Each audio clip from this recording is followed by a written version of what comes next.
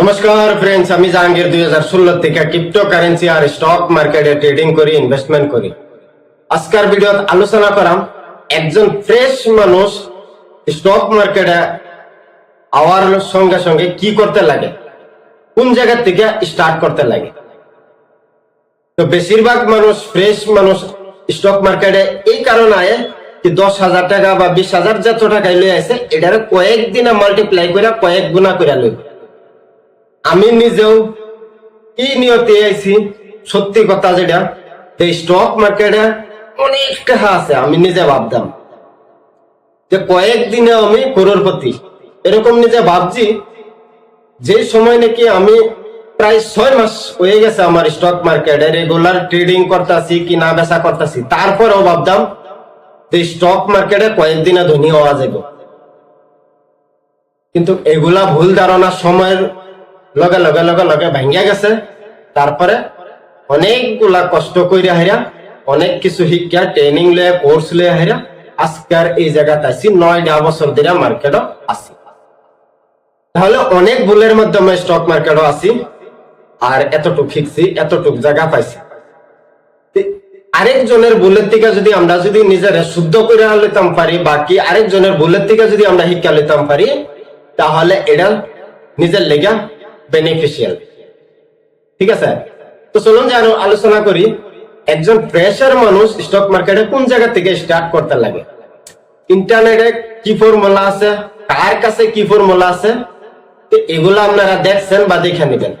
কিন্তু আমার অনুভবে কয় যে একজন ফ্রেশ মানুষ যে নাকি আগে কিনুক দিন স্টক মার্কেটে ট্রেডিং করছে না, বন্ধু বা পার্টনার বা ইন্টারনেটের মাধ্যমে শুনছে স্টক মার্কেট বলে একটা বস্তু আছে, তাহলে তার দরকার সবের প্রথমে ডিম্যাট অ্যাকাউন্ট মানে কি, ট্রেডিং অ্যাকাউন্ট মানে কি, তারপরে স্টক কি নে বেচে কিভাবে, এগুলা বিষয়ে বেসিক যেটা নলেজ আছে স্টক মার্কেটের, এই বিষয়ে জ্ঞান লওয়া। যদি বেসিক নলেজটা আপনি পাই লেছেন যে স্টক মার্কেট মানে কি, শেয়ার মানে কি, আর কিভাবে আমরা একটা কোম্পানির মাঝে শেয়ার কিনা হেরা কোম্পানির মালিকানা হক আমরা পাই, এগুলা বেসিক যেটা ইনফরমেশন আছে, নলেজ আছে, এই নলেজটা লওয়ার পরে সবের প্রথমে আপনি স্টার্ট করবেন নিফটি 50 ইন্ডেক্স ফান্ডের থেকে। কি জন্য নিফটি 50 ইন্ডেক্স ফান্ড? নিফটি 50-র মাঝে থাকে আমরা দেশের টপ 50 কোম্পানি। তার মানে সময়ের সঙ্গে সঙ্গে সঙ্গে সঙ্গে এই টপ 50 কোম্পানিটা চেঞ্জ হতে থাকে। একদম লাস্টে 49, 48 নম্বরে যে কোম্পানিটি আছে, এই কোম্পানিটি কিন্তু চেঞ্জ হওয়ার থাকে কিছুদিন পরে পরে। কারণ যদি কোনো কোম্পানি ভালো কাম করতেছে না, বাকি পারফর্ম ভালো করতেছে না, তাহলে যেই নিচে 48 বা 49 নম্বরে যে কোম্পানিটি আছে, এটির থেকে ভালো কোম্পানি যদি 51, 52 কোম্পানিটি যদি ভালো করতেছে, তাহলে সেই কোম্পানিটি আবার নিফটি, আর 48, 49 এর কোম্পানিটি যাবো নিফটির বাহিরে। এই হিসাবে নিফটিটার কোম্পানিটি বাছনি হয় সময়ে সময়ে। তার মানে যদি এই নিফটি 50-র মাঝে ইনভেস্ট করেন, তাহলে আপনার পয়সাটা এই কোম্পানির মধ্যে ইকুয়ালি লেগে যাবে। একটা কথা সুনিশ্চিত নিশ্চিন্ত মনে থাকতেন পারেন যে আপনার পয়সাটি টপ 50 কোম্পানিতে থাকবো সব সময়। চাইলে একটা কোম্পানি যদি খারাপ পারফর্ম করে, এই কোম্পানিটা নিফটি 50 থেকে আউট হয়ে যাব, আপনার পয়সাটাও এই কোম্পানিটির থেকে আউট হয়ে হেরা নতুন যে কোম্পানিটা নিফটি 50 আছে এই কোম্পানির যাবো না। এটার বেনিফিট এটাই। তাহলে নতুন মানুষ কি কারণে নিফটি 50 ইন্ডেক্স ফান্ডে ইনভেস্ট করতে লাগে, এটার কারণ হচ্ছে গিয়া, ধরে লন আপনি কিচ্ছুই জানেন না, তো এই নিফটি 50 ইন্ডেক্স ফান্ডে যদি এসআইপি করেন, ইনভেস্ট করেন, তাহলে আপনার পয়সাটা দেশের 50টা টপ কোম্পানির সবসময় লাগিয়ে থাকে। আর দেশ যদি উন্নতি করে, এই কোম্পানিটি উন্নতি করতে লাগবে। কোম্পানি উন্নতি করলে সে আমাদের ইকোনমি উন্নতি হইব, ইকোনমি উন্নতি করলে সে দেশ উন্নতি হইব। তাহলে নিশ্চিত মনে থাকেন যে ভারতবর্ষ সামনে অনেকগুলা বছর উন্নতি যে করব, এটা একদম নিশ্চিত।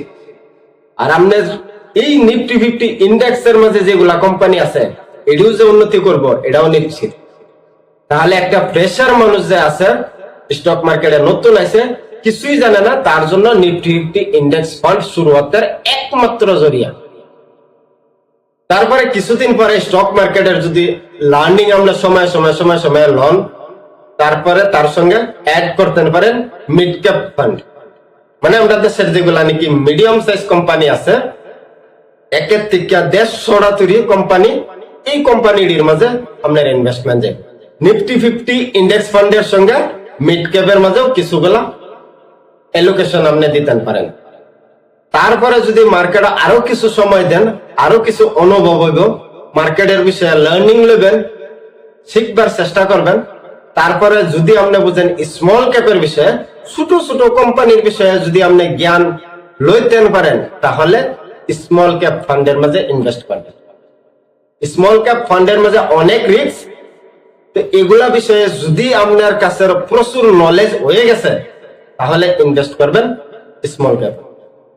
এরপরে আরো কিছু সময় যাওয়ার পরে যদি আরো নলেজ আপনি গেইন করতেছেন, মার্কেটের বিষয়ে ডিপ রিসার্চ সবসময় করেন, অ্যানালিসিস করেন, যে কোনো কোম্পানির বিষয়ে আপনি জানতে পারেন এই কোম্পানিটা কি বিজনেস করে, কোম্পানির বিজনেস মডেল কি, লাভ প্রফিট কতটুক, সময় বাড়তেছে না কমতেছে, ম্যানেজমেন্ট কিরকম, ভালো না খারাপ, এই কোম্পানির ম্যানেজমেন্টে পূর্বতে আগে আরো কোন কোন কোম্পানির মধ্যে কাম করছে, সেই কোম্পানি কি রকম হিসাবে চলছে, উন্নতি করছে, এগুলার বিষয়ে যদি আপনি নিজে বাইর করতে পারেন তাহলে আপনি রেডি ডাইরেক্ট স্টকে ইনভেস্ট করার জন্য।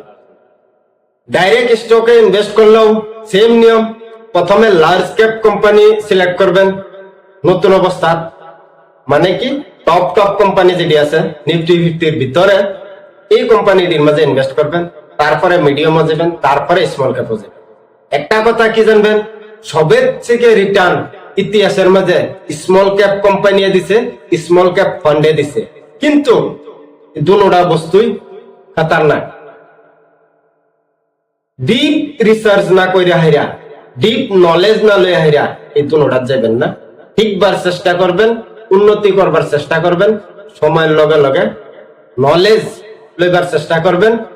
ইউটিউবের মাধ্যমেই হোক বা ইন্টারনেটের মাধ্যমেই হোক বা কোনো জায়গা থেকে ট্রেনিং কোর্সের মাধ্যমেই হোক নলেজ লইবার চেষ্টা করবেন। স্টক মার্কেটও পয়সার অভাব নেই। দুনিয়ার মধ্যে টপ 100 যারা নাকি রিচেস্ট মানুষ আছে, ধনী মানুষ আছে, সবগুলা বিজনেসের থেকে হয়েছে। আর এই বিজনেসও আমরা চাইলে স্টক মার্কেটের জরিয়াতে যে কোনো কোম্পানির মধ্যে আমরা ইনভেস্ট করে এই বিজনেসের অংশীদার হইতাম পারি। তো আশা করছি ভিডিওটা ভালো লাগছে, চ্যানেলটারে সাবস্ক্রাইব করবেন ভবিষ্যতে এরকম আরো ভিডিও দেখার জন্য। ধন্যবাদ।